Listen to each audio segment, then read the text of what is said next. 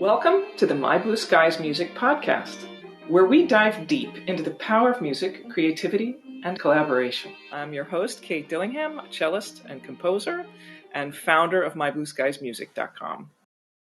Welcome to the My Blue Skies Music Podcast. I'm Kate Dillingham, your host, president of the Violoncello Society, and we have a wonderful set of guests today from the Yale School of Music, Professor Ole Akahoshi and Professor Paul Watkins. I'm very delighted to invite you and welcome you to the My Blue Skies Music Podcast, where we dive deep into the artistic process and process of collaboration. And one thing that I'm so excited about is our concert coming up on October 26th, which is a collaboration between the Violoncello Society Student Ensemble and the Yale Cellos. So welcome, Ole and Paul. Please say hello to our guests and tell us a little bit about what's happening up at Yale. Thank you for having us. Paul, would you like to go ahead? Thank you very much. Thanks, Kate, for having us. Yes, I'm Paul Watkins, and I've been professor of cello at Yale for the last 7 years now. And my dear friend and close colleague Ole Akahoshi is also a professor of cello at Yale, teaching undergraduate students, and he is the director of the Yale Cellos, which is the ensemble made up of the class of graduate students that we have here at the Yale School of Music, and it's usually about between 12 and 14 cellists. So I guess Ole is probably better placed to tell us all about the origins of Yale Cellos, because that's something that predates my time at Yale, although the Yale Cellos is a group that I've been aware of for many, many decades. Yeah, thank you, Paul. The Yale Cellos was formed by my mentor, Aldo Parisot, who were the concertists in honor of, and it was formed in 1983 at Yale, and it's become his ensemble. And he has made recordings and toured different countries, and then it's just a legendary icon of the Yale School of Music now.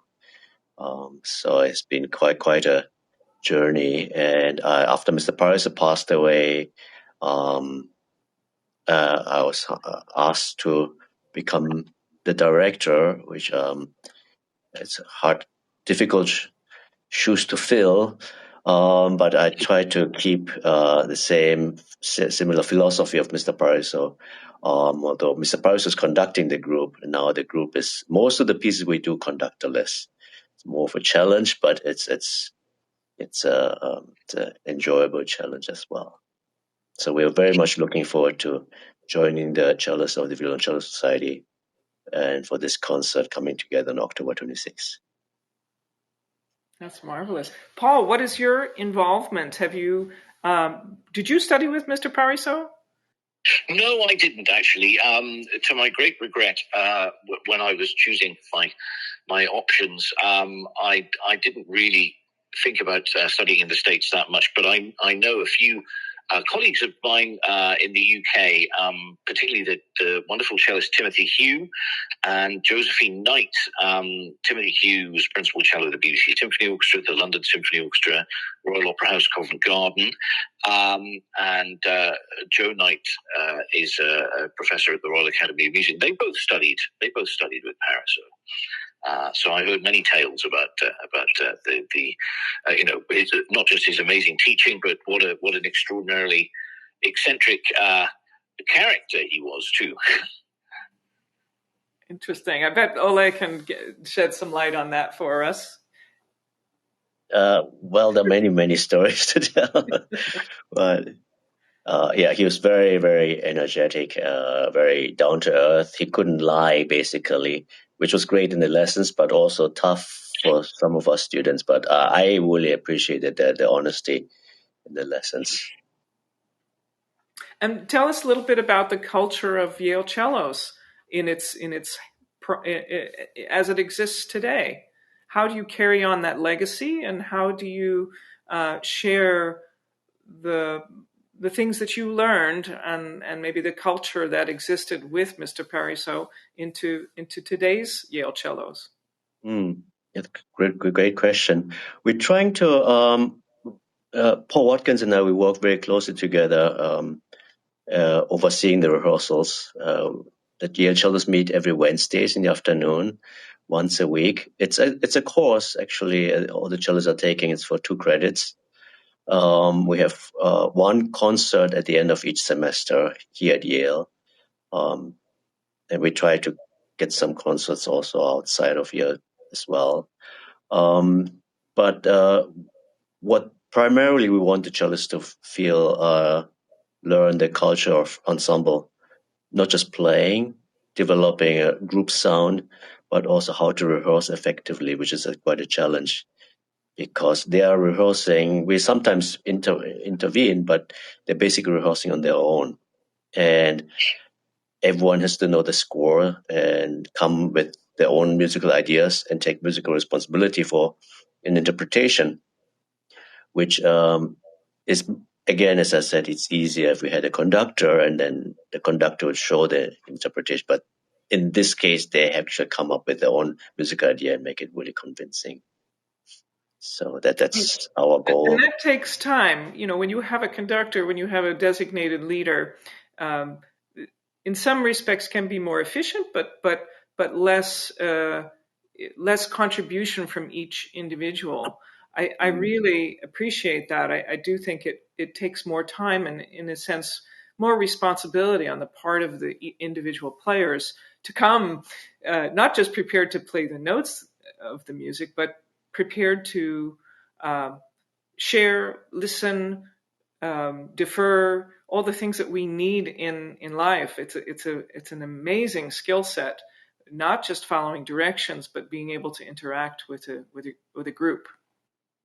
Well, I totally agree with that, and I think what Ole Akahoshi has done so marvelously since he took over the Yale Cellos is to foster that sense of collaboration. I mean, I was privileged enough to meet Mr. Parisot in his 100th year, in fact, and even then, one could see the incredible force of his personality, and to change a group which had been so strongly shaped by him over the years as conductor into what is now a much more flexible and collaborative chamber ensemble of cellists is a remarkable achievement. I think Ole's done exactly the right thing, and everything that you said there, Kate, about not just teaching musical skills but life skills, that's something that we both want to be part of Yale Cellos, so that the cellists really come away after their 2 or 3 years studying and being part of the group with a sense of how to get on musically with colleagues that they'll meet in the wider world. That's marvelous. I really like that a lot. That's something we're building in the Violoncello Society as well, having our wonderful Dr. Miho Weber, who is helped to establish the student ensemble. Many of them are playing in the New York Youth Symphony Orchestra. Many of them are involved in pre-college program at Manhattan School of Music and also at Juilliard. And I know that kids are just ecstatic about this opportunity to play with Yale Cellos. And we've had several of our young artists, or say mid-career artists, shall we say, John Henry Crawford, Tommy Mesa, and Christine Lamprey have been working with the kids, as well as myself and Dr. Weber, to help them prepare for this incredible opportunity that they have to play with Yale Cellos. And so delighted that Ole offered for them to come and visit Yale. And some of the kids are already putting plans in place to do that very thing. And I spoke with Dr. Weber this morning, and she said, yeah, the kids are just beside themselves with excitement to do all of these wonderful things. So I'm thrilled that we're going to have both of you in house, and that we're going to get to send our youngsters up to visit the school. Can you tell us a little bit more about what's happening at Yale for your students? Well, I think maybe Ole can speak to what's going to happen specifically when your students come up to visit us. But certainly, just more generally, what's happening in the cello studio is, that we have 12 cellists there at the moment. Actually, 13 with my BA MM student, Leo Kubota, and they have weekly cello lessons. They're all doing music history and theory courses, playing the Yale Philharmonia, playing chamber music, sometimes in 2 groups a week. They're very, very, very busy. But one of the marvelous things I've discovered since teaching at Yale is what an atmosphere it creates for really, really profound learning. It's not in a major international city with all the distractions and hustle and bustle of that, of New York or London or Paris or Berlin. There's a lot of my students remark once they've been here for a while at Yale how marvelous it is to have that kind of space and time and quiet. I mean, not that New Haven is a quiet city, but just in the sort of environs of the university, there's so much possibility for study and reflection. So that's really one of the wonderful characteristics of the Yale School of Music, I think. Yes, wonderful place to be. Also, it's close enough for the students to go and hear the Metropolitan Opera, New York Philharmonic, City Ballet of New York, and Boston as well. Terrific.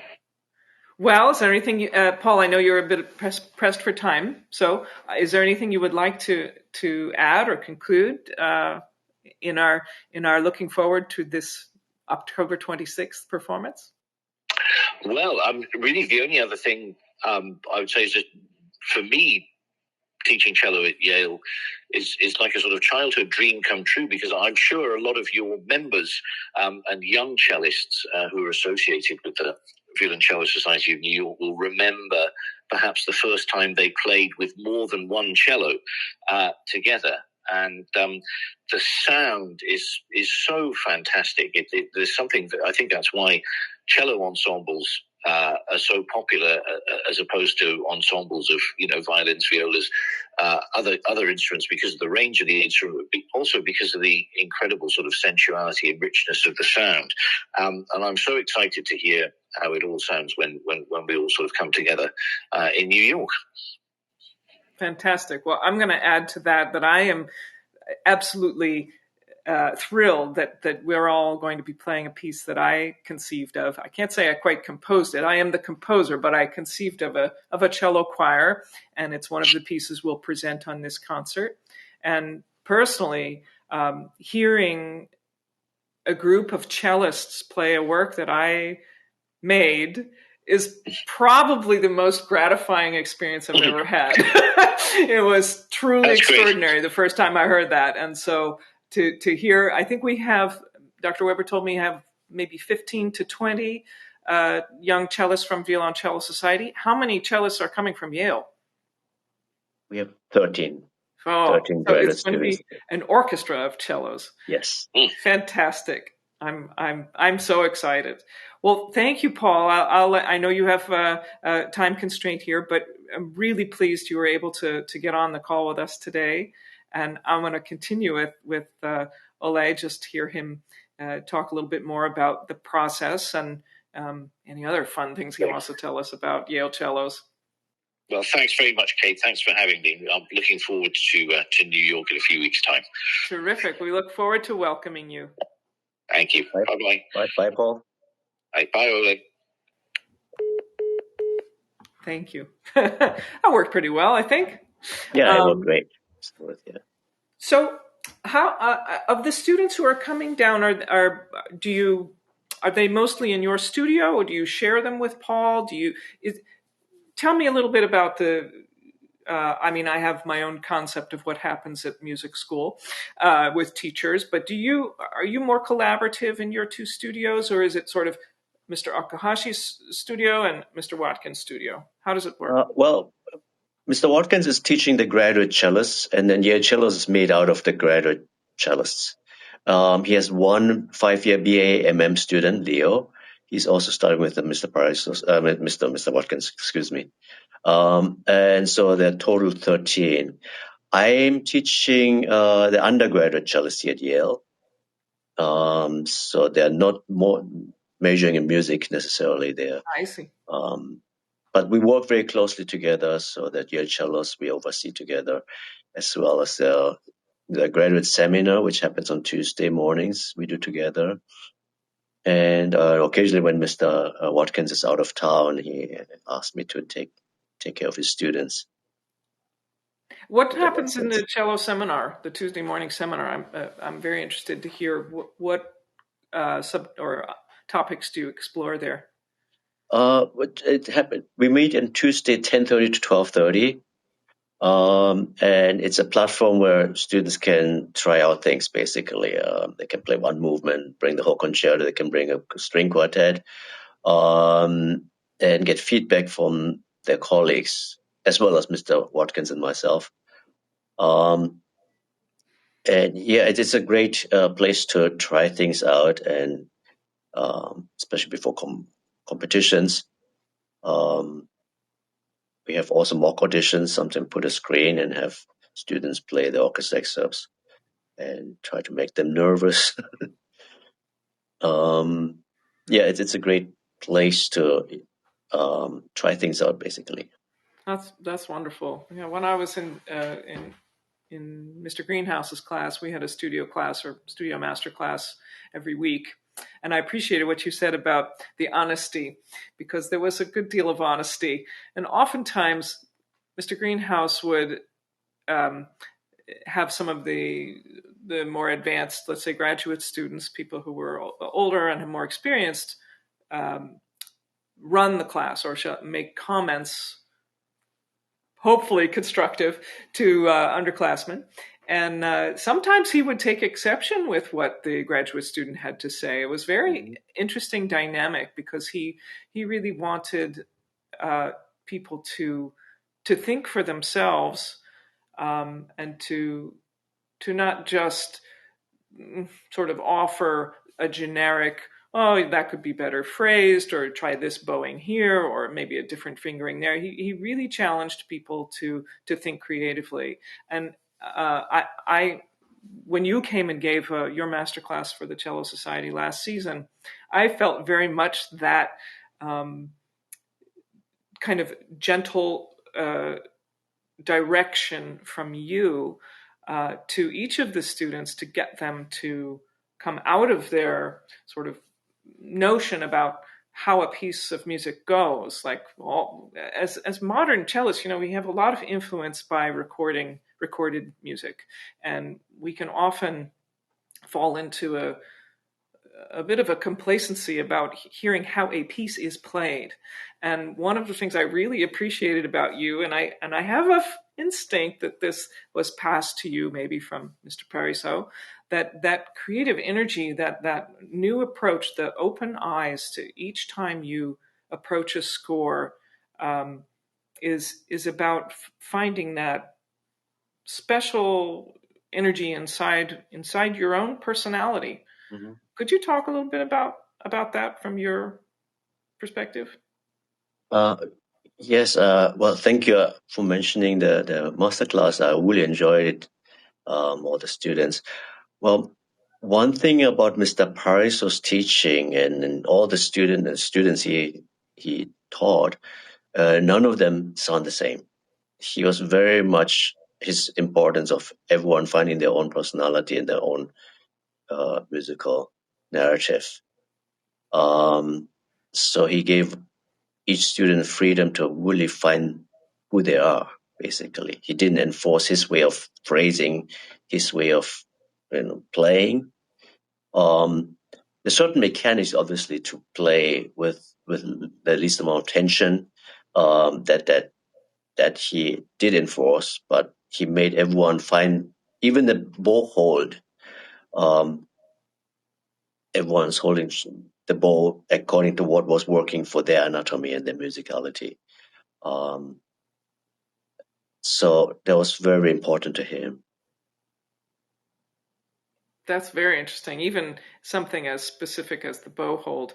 I mean, it makes sense to me to just that you have a fingerprint or a thumbprint, or you're the color of your eyes, or the what makes you distinct as a human being can be applied to something um, as technically demanding and necessary as the bow hold, right? Because that's where sound comes from. Your connection to the bow and hair to the string. That's one gesture, but it's all contingent upon Right.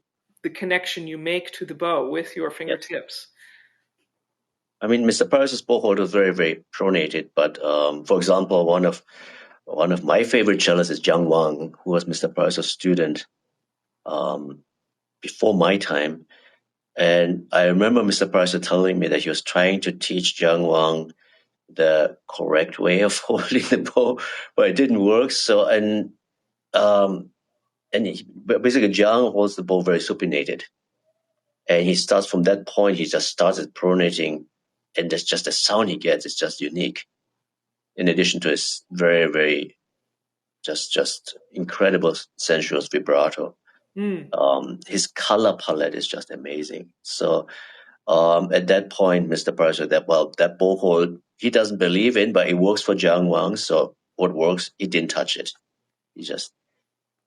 And it works great, beautifully. Right. There's that old New England saying, if it ain't broke, don't fix it. Right.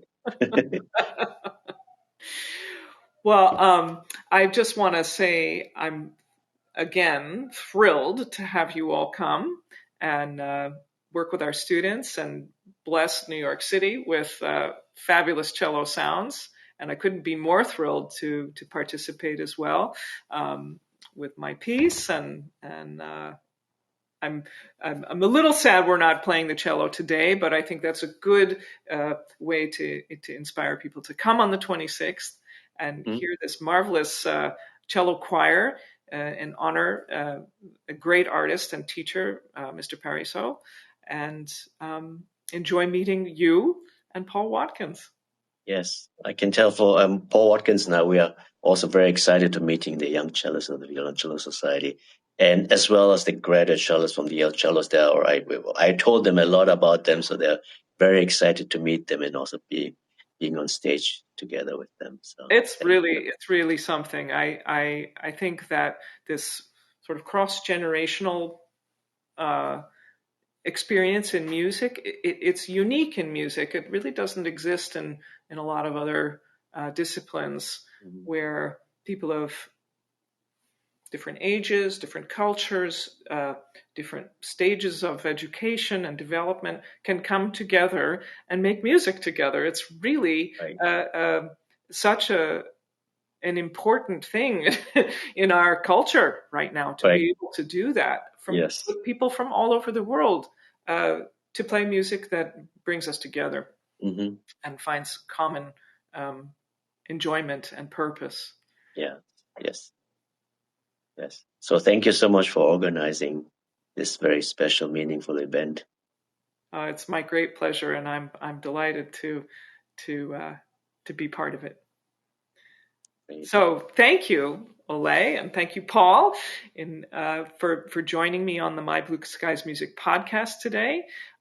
We are in anticipation of a wonderful concert on October 26th at the Dimena Center, a collaboration between the students of the Violoncello Student Ensemble and Yale Cellos. So until next time, go lightly, and may music always live in our hearts and be a way for us to express our passion and enjoyment with our colleagues. Great. Thank you. Thank you, Kate.